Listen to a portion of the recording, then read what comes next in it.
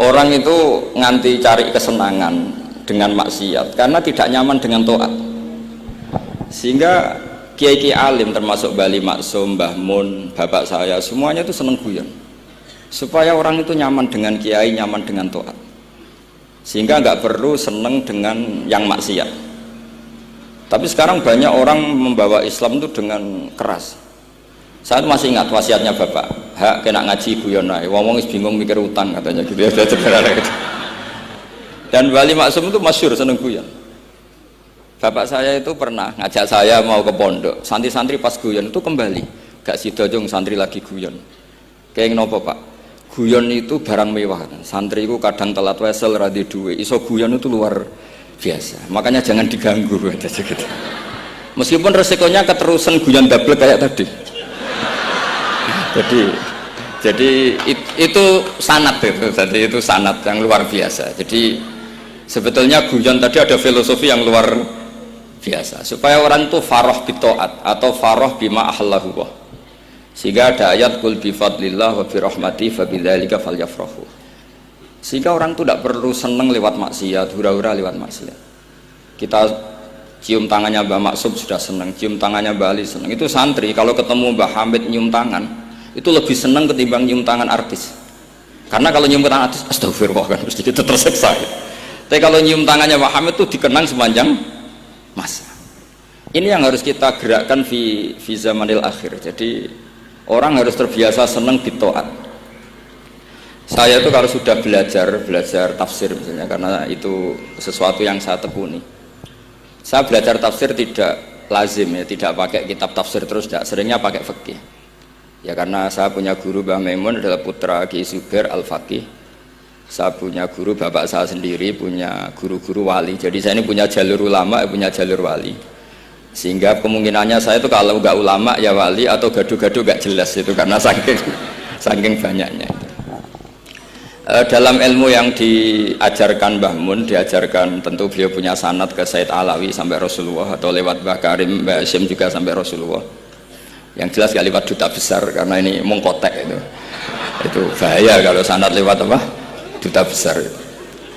Sanadnya begini, ada riwayat yang ditulis kitab Ihya, juga ditulis kitab Khilyatil Aulia, itu memang yang menopang perilaku duta besar tadi.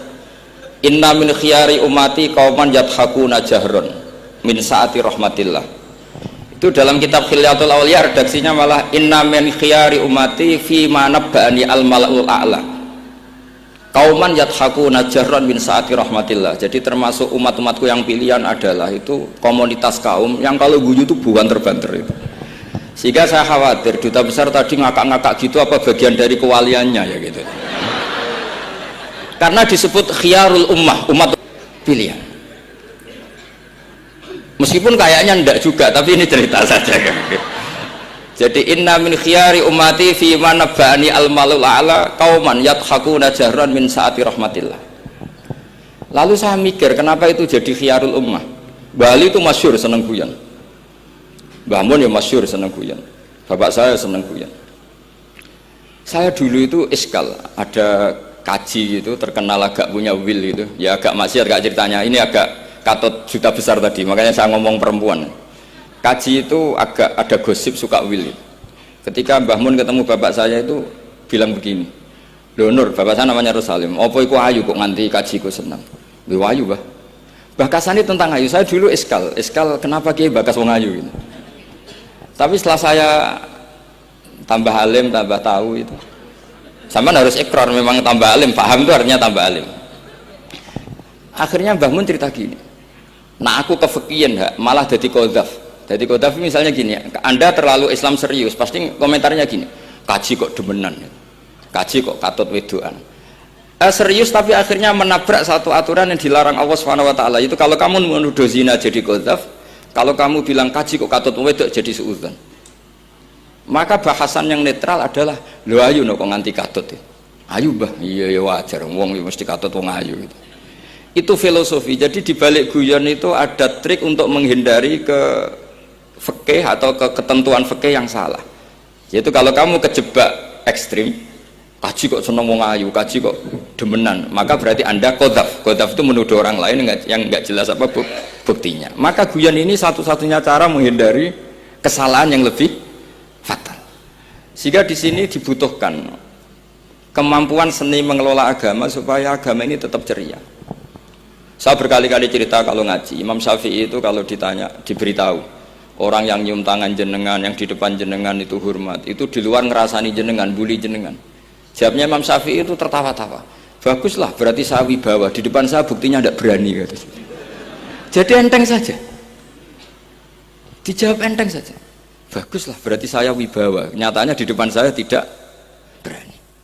Tapi banyak orang membenci jenengan karena fikih jenengan. Jawabnya Imam Syafi'i seneng lagi. Baguslah, nggak seneng saya pasti nggak pernah ngutang saya. Coba kalau kamu seneng juta besar itu pasti minta tolong, mau masuk apa saja lah. Tapi kalau benci Pak Duta besar pasti malu kan minta tolong. Untung mana kamu dibenci orang sama disenangi orang. Karena kalau dibenci orang yang membenci itu pasti tidak utang kamu, tidak ngerepoti kamu, tidak senang. Jadi Imam Syafi'i itu ngadepi dunia itu enteng saja, diberitahu itu orang itu nggak suka kamu gini-gini. Ya bagus lah. Sehingga beliau ngendikan terkenal sekali. Waman asaa ilaika faqat atlaqaka. Orang yang berbuat buruk sama kamu berarti membebaskan kamu. Karena orang ini pasti nggak akan ngerepoti. Jadi ulama-ulama dulu ciri khasnya adalah ar-ridho anillah, melihat apa saja itu sudah ridho. Dan ridho itu ekspresi paling gampang ya ceria, seneng. Nah kemudian tadi kan saya bilang terakhir ini yang paling terakhir saya baca trik menjaga perbedaan ini tetap kondusif.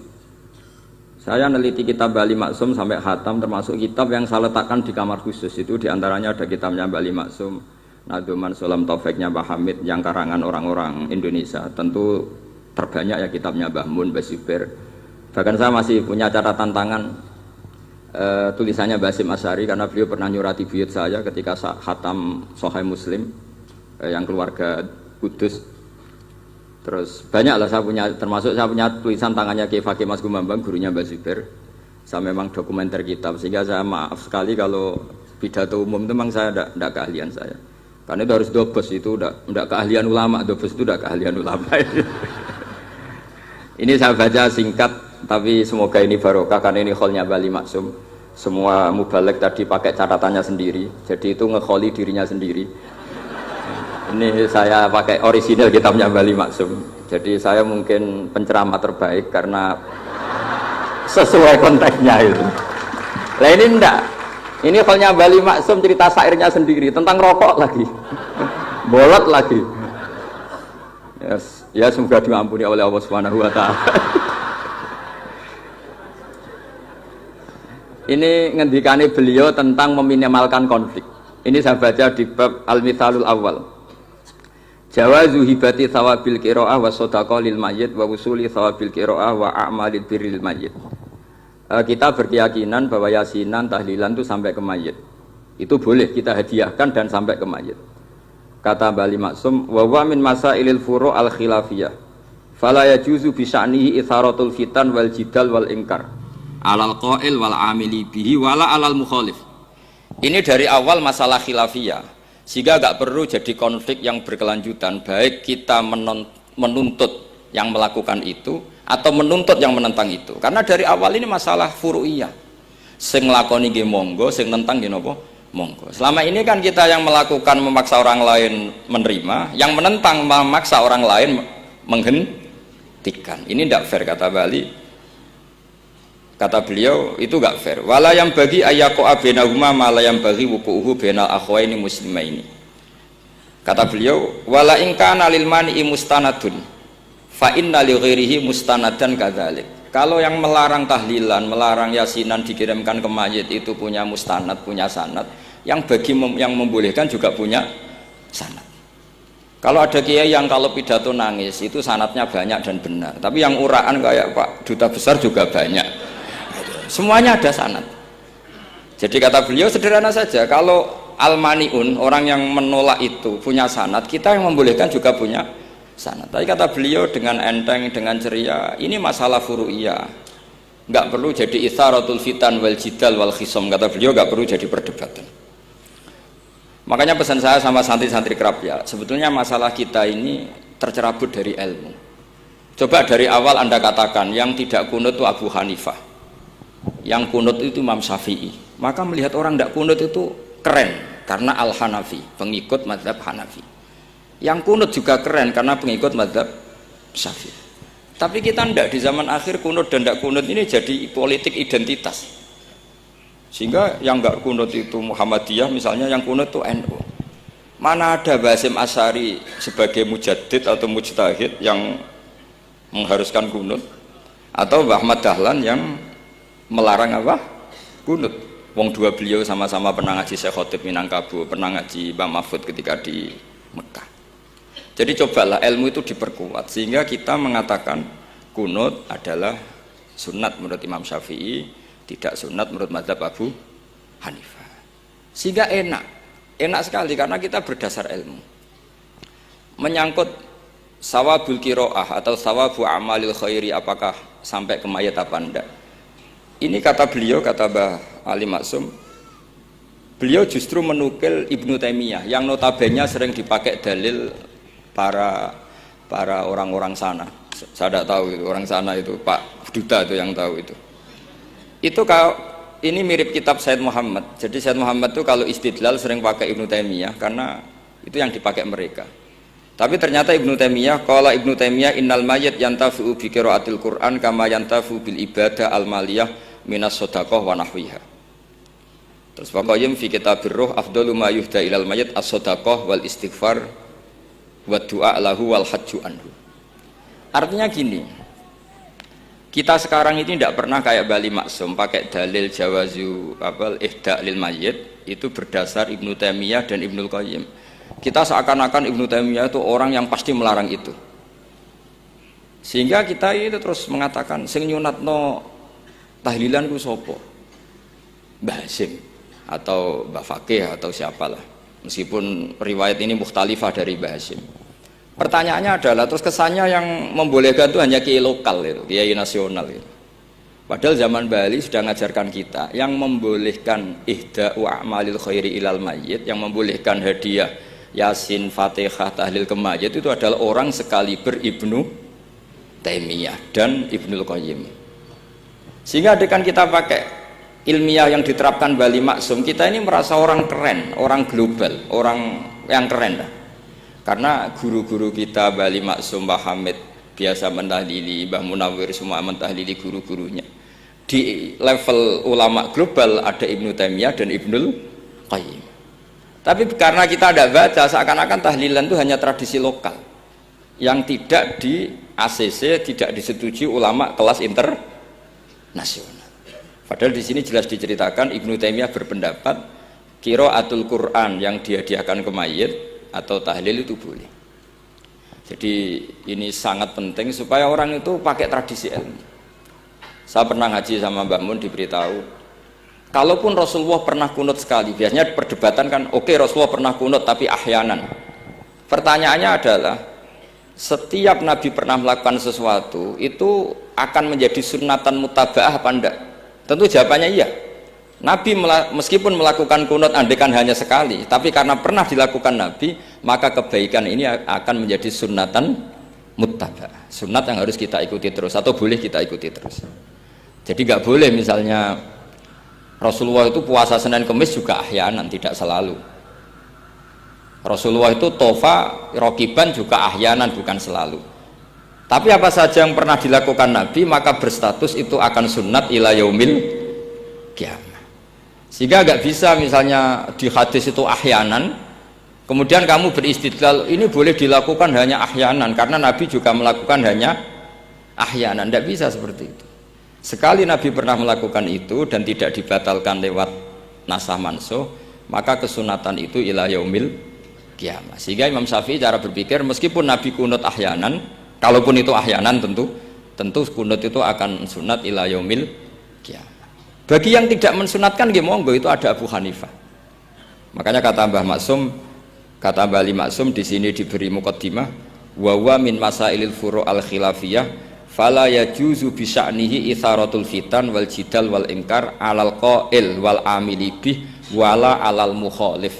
Jadi kita sendiri disarankan beliau Kamu juga nggak usah nantang debat sama mukhalif, karena dari awal sudah masalah-masalah yang apa?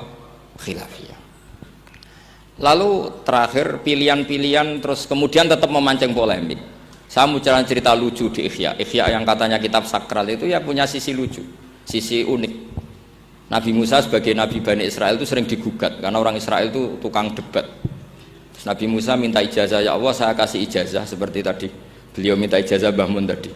Minta ijazah yang supaya orang itu tidak bisa berkata buruk sama saya. Semuanya muji saya. Jawabannya Allah itu unik. Ya Musa, hadza syai'un lam asna'hu li nafsi, fa kaifa asna'uhu bika. Aku pangerane sering disalahpahami, umpamane kowe katanya. Jadi makanya kalau ada orang bully beda paham itu biasa. Kata Allah, hadza syai'un lam asna'hu li nafsi, itu sesuatu yang saya tidak melakukan untuk diri saya sendiri.